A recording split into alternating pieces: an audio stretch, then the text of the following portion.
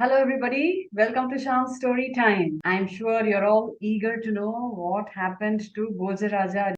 Did he ever climb all the stairs to the throne? Did he sit on the throne of Vikramaditya? Yes, we will know the answer to that in the next two episodes. Okay, so Bhojaraja came back the next day. He wanted to quickly climb all the steps leading to the throne of Vikramaditya. The moment he put his foot on the 31st step, the puppet there stopped him and it said, "My name is Nidinayakavalli. You're not worthy enough to sit on this great throne of Vikramaditya." And Bhojaraja said, "Come on, tell me quickly about the story I'm waiting to hear." And so the puppet went on. Today's story is called The Princess of Vidarbha. Are you all ready to listen? Once upon a time, when Vikramaditya was ruling over the kingdom of Vijay, he had many ministers in his courtroom, and Vikramaditya had a very personal, pleasant relationship with all the people in his court. There was one minister whose name was Gopalan, and he was a pretty young fellow, not married yet. Vikramaditya was once talking to him and asking him what were his plans for the future. Gopalan mentioned that he was not interested in marrying and all that right now, and he would like to go around different places and meet different people and then let me see what to do, he said. Vikramaditya told him that's a very wise decision. You go around, meet people, and if at all you come across any woman that you feel that you should get married to, come and tell me. I will arrange for a grand wedding. Vikramaditya promised him. Gopalan thanked him and he set off on a journey. He visited many places, met with many people, and then he finally came to the kingdom of Vidarbha. He loved the very way the kingdom looked. He was just going around different places along the lakes and rivers he walked. He even came to the royal garden one day, and as he was promenading through the garden, he noticed that there was this man who was creating a huge fire. On top of that, he had put a cauldron which had hot oil. It was bubbling up. Now, this was very strange. Who on earth would heat up oil, the two in a royal garden?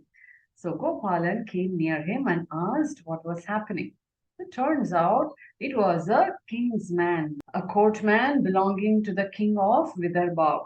He said that he was making a cauldron of oil because the princess of Vidarbha has taken a vow that she would marry only that person who would jump into this boiling oil. Now, Gopalan gave out a hearty laugh and said, if at all she succeeds in finding someone who jumps into this cauldron, she has to only marry a corpse.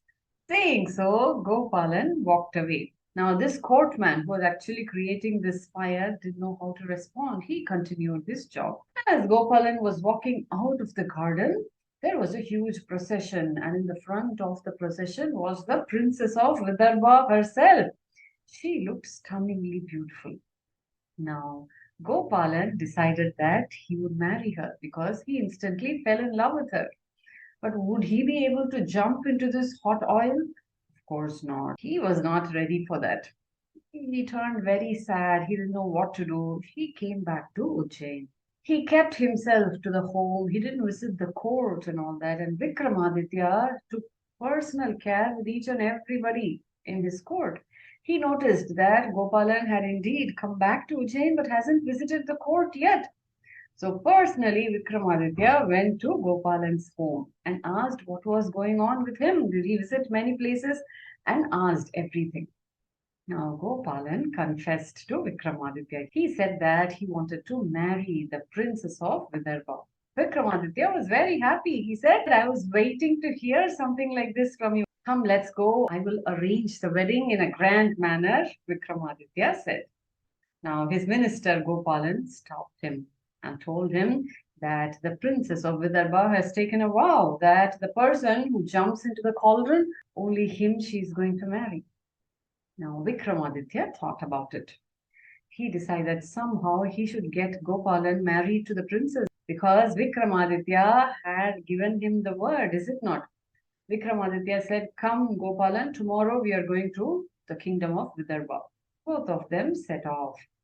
As soon as they reached the kingdom, Vikramaditya and Gopalan went straight into the royal kingdom. And as was expected, the same man was creating fire, a huge cauldron, oil was there.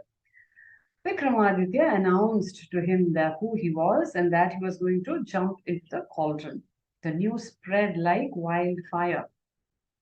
In a while, the king and queen of Vidarbha, along with the princess and a whole lot of people, assembled in the royal garden to witness this grand feat. They all had known of King Vikramaditya, and now he's going to jump into this cauldron. All of them stood there to witness this spectacle.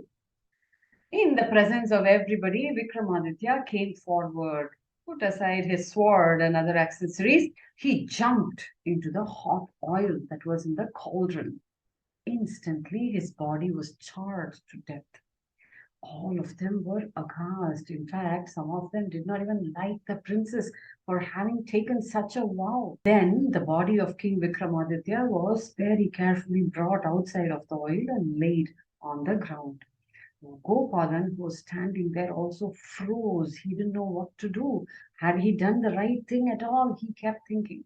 The next moment, the Princess of Vidarbha came next to the corpse, and from her waist pocket she took out a small bottle.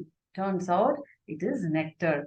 She took the bottle and poured 3-4 drops of nectar in Vikramaditya's lips that was in this charred body. Immediately, Vikramaditya stood. He was alive. All of them were aghast once again. The Princess of Vidarbha announced that she would now marry the brave King Vikramaditya. Vikramaditya stopped her and said that because she has given another birth to him, it's like a rebirth for Vikramaditya. He came back alive after being dead, is it not? So he said, the Princess of Vidarbha is like my mother, and I can't marry her. On the other hand, since I have fulfilled her wish of jumping into the cauldron, I feel that she has to marry somebody whom I give away in marriage. This deal was accepted by the king and queen of Vidarbha. Then Vikramaditya pulled in front of him his minister Gopalan and said to the princess, look here, this is Gopalan, my minister, and he has already fallen in love with you. You have to marry him. The princess accepted, and a grand wedding happened between the minister of Ujjain and the princess of Vidarbha. So saying, the puppet stopped the story and asked Bhojaraja, do you really think you're worthy to sit on this throne? Did you realize what a great man Vikramaditya was? Now, Bhojaraja was very happy to have heard one more story. He walked back to his chambers only to come back the next day and listen to the last story of the last puppet before he could sit on the throne. So stay tuned. Wait for that story next week. Okay, did you all enjoy today's story? If you did, subscribe to my YouTube channel, 𝐊𝐢𝐧𝐠. You will have access to all the stories. My name is Shamala and I'm a passionate storyteller. I will meet you in the next episode. Bye-bye.